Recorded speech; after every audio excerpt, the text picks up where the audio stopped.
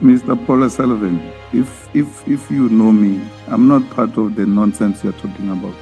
Not me. I'm not part of any nonsense you're talking about. I'm not part of any slush fund or anything. I question people the same way I'm questioning you, all of them, including Lieutenant General Mkwanazi. I questioned him because I'm about the truth and nothing else but the truth. There is a heated debate here between Julius Malema and Paul O'Sullivan. Paul O'Sullivan, he's a white former security figure who worked in a high-level position in South Africa. And Malema, on this debate, is so shocking because how he interrogates this white figure or white security figure. He doesn't start by just accepting the man's expert, but he starts by questioning him. Who are you? Who satisfied you? Where did you study? How did you rise into these institutions? Because Malema knows very well that white privilege was the key during all this positioning. Okay, and what Malema is doing is dangerous.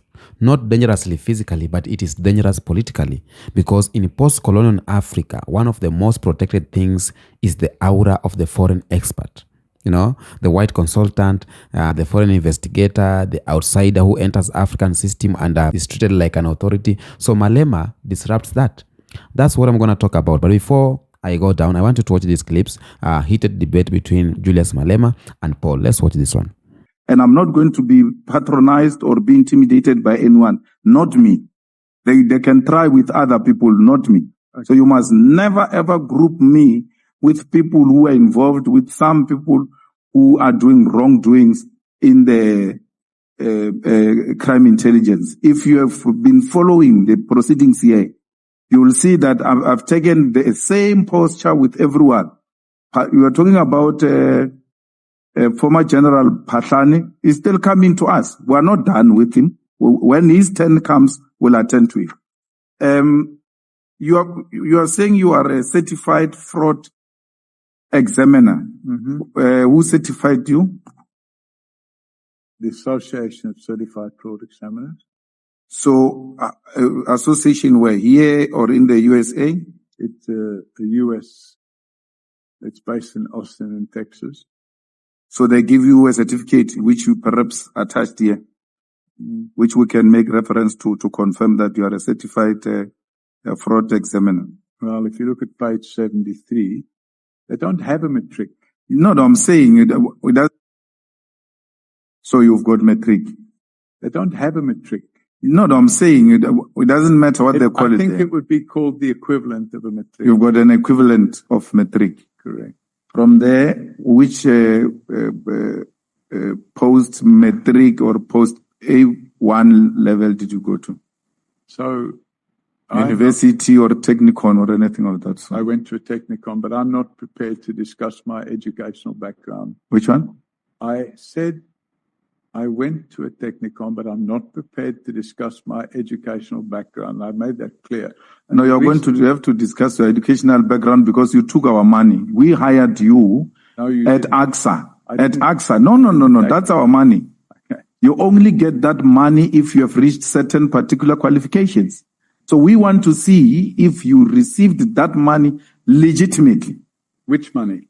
AXA. You worked for AXA. They were paying you a salary. They paid a salary. Yeah. I gave them a good return on that money. No, it doesn't matter. Did you get any tertiary qualifications? Yeah, I did. Which is what? I'm not prepared to discuss it. But I want to check if you're qualified. You go ahead and check. No. I want to check with you if you're qualified to be head of aviation security. Well, then you should perhaps speak to us. And if you look at the report of the 2002, there is no even such a structure in the organogram of AXA. In the report of AXA, there is nothing called group aviation security, group heads aviation security. You are the only person who's using that concept. No one at AXA is using that concept. Even the advert, there were 2 adverts that year which were taken out. None of those adverts say group head aviation security. They say aviation security.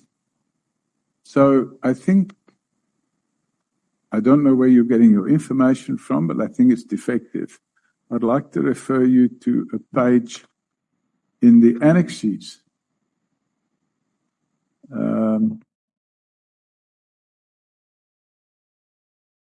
Come to the page number now.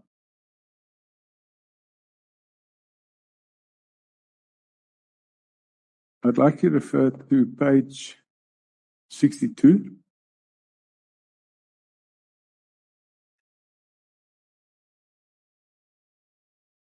Yeah. And page 63. Yeah. And page 64. So on page 62, it's addressed to Mr. Paul O'Sullivan, Director, Executive Group Security. Page 63, it's addressed to Mr. Paul O'Sullivan, Group Executive Security. On the Business News or Engineering News article, which is page 64, if you look at the second paragraph or the third paragraph on the left-hand side, it says, according to AXA Group Executive Aviation Security, Paul O'Sullivan, this is substantially more than was likely to be allocated had the 2001 terrorism attacks not occurred. And it talks about 150 or 140 million rand budget to improve security. So perhaps those three references would indicate that there is, in fact, a position called Group Executive Aviation Security. No, the two heading don't speak to that. Pardon me? The two heads, the two things that you referred me to under Mr. Paul O'Sullivan, Director, Executive Group Security. That's number one. Number two, Mr. Paul O'Sullivan, Group Executive Security. Correct. There is nowhere where they call you Group Head Aviation Security. So that my job title was Group Executive Aviation Security. So if you look at the page 64 on the third paragraph on the left-hand side, it says, according to AXA Group Executive Aviation Security, Paul O'Sullivan. So No. That's what you call yourself. That's not what your employer calls you. I mean, this is an article. What you are referring me, it's an article of a newspaper, and that's how you would have said, this is how they must address you. But where you are being addressed officially in the letter of the institution, it says Director Executive Group Security. Then the second one, it says Group Executive Security. Nowhere do they refer to you as Group Head Aviation Security. So those people wrote what they thought was my position. My position at the time and my contract of employment was Group Executive Aviation Security. No, Mr. Paul, I'm saying to you, even the advert that was advertising that position did not write Group Aviation Security. It wrote Head Security. It's 25 years ago. Yes, then you arrived there and gave yourself a title that is non-existent. No, that's not because true. It's not there in the organogram of the institution. There's no such a position.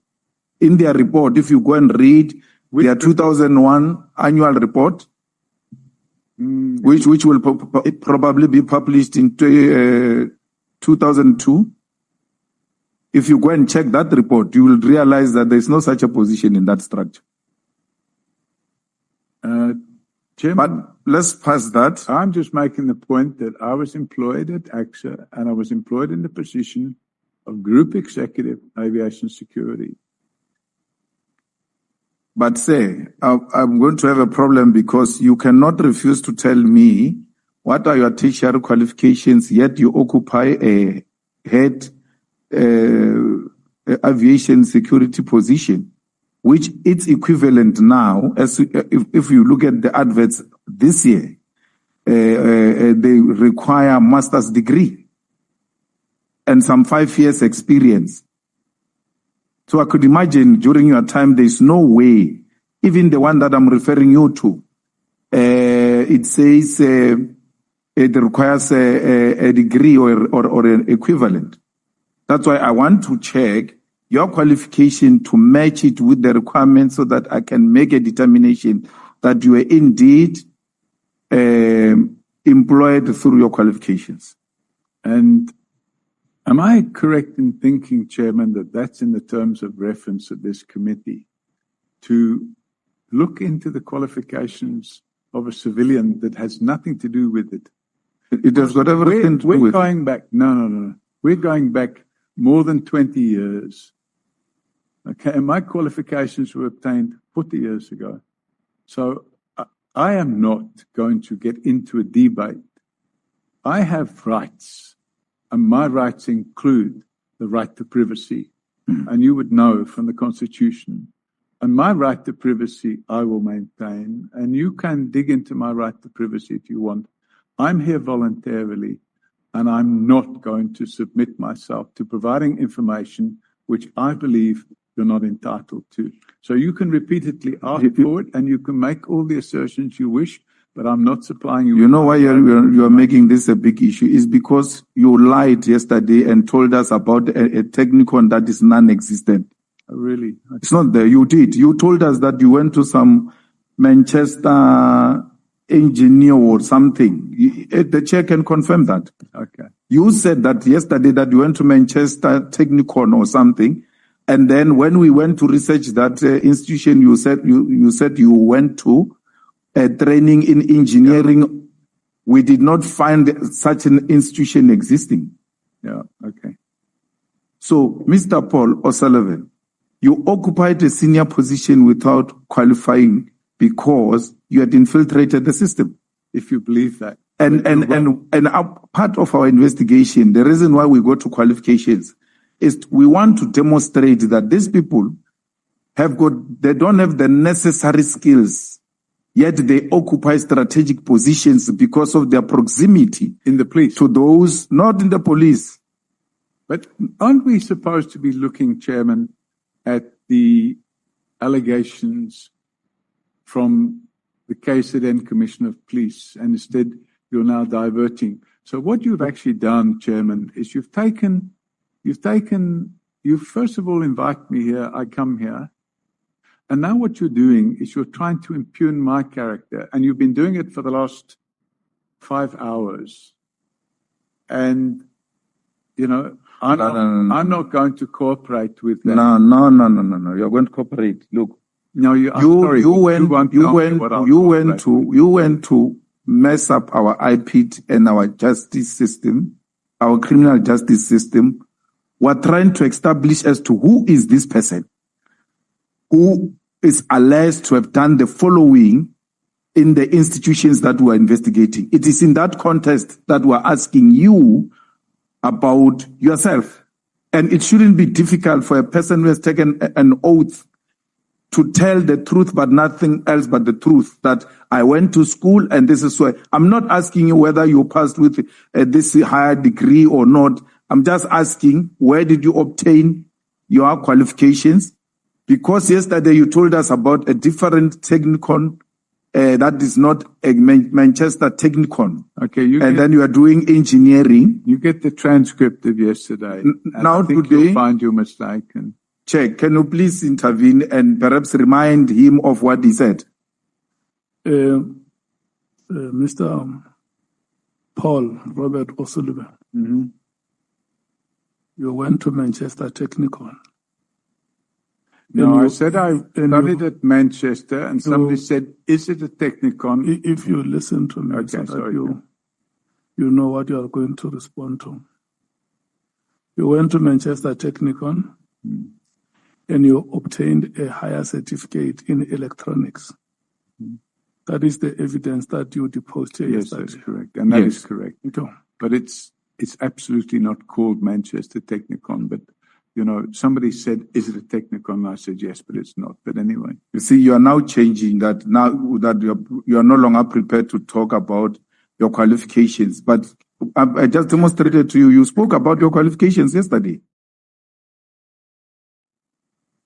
And you were not qualified to be employed as head of anything at AXA because you didn't possess the necessary qualifications. Number two, which I want to ask is, after you went to, the military intelligence, Did you work anywhere else except when you left the military intelligence? Did I work anywhere? What? Did you work anywhere after you left military intelligence? Yes, I did. Where? I'm not telling you. Why? Because it's none of your business. It's none of my business. Mm-hmm. So, okay, that's fine. You don't have an answer. No, you don't have an answer because the question after that was going to be, where did you get the money to invest in the property investment? Because you were just from school, went to military intelligence, and then the next thing you come to South Africa for tourism, you love the place, then come back to South Africa to invest in property development, and not only in South Africa, but in different kind of countries. Where do you get that money from? Because military intelligence will not have given you such pensions. No, pension, I don't get a pension at the age of 26 or 27. That's what I'm saying. Where did you get the money? Property development, and I made profit. Where did you get the money to invest in the property development?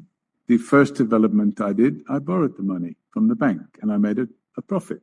And I reinvested that profit in another property. And I made a profit there, and I reinvested that in another property, and I made a profit there. So that's how property development works. No, I don't buy that story. Mr. Paul O'Sullivan, property investment is a very expensive investment. My suspicion is that you were given money out of the military intelligence to go and be an investor in different countries to continue saving them, inspiring those countries on their behalf. But you must look like you are an investor.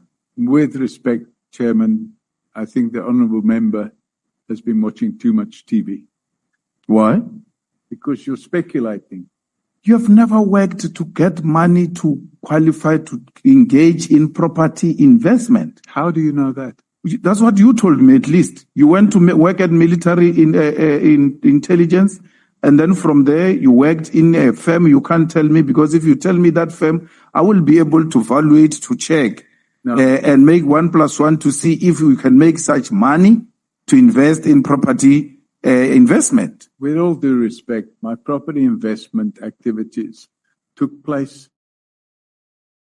probably when you were still a baby. Yeah. But the reality of the situation is, if a person is an entrepreneur and he makes money, how can you then jump into the conclusion that that person is being paid from a government fund or something of that nature? That's pure speculation, and you don't have a shred of evidence. So what you're actually doing is you are making these speculations. It's your idea, and it's wrong. No, and I'm just pointing out that you are wrong. No, my idea is that because I was a baby, and it's not my problem that I was a baby, it is my mother's problem. She gave birth to me at that time. I've got nothing to do with what I was at that time. So because you were an old man, you have to teach me how you came about to become a property investor. You can say I'm formulating it because we've put you there, and we want you to educate us as to how did you become this big property investor from just military intelligence. I won't say I was a big property developer, but I was a property developer. And when you bring money into South Africa, you convert it from pounds to rand. You get quite a significant amount more rand.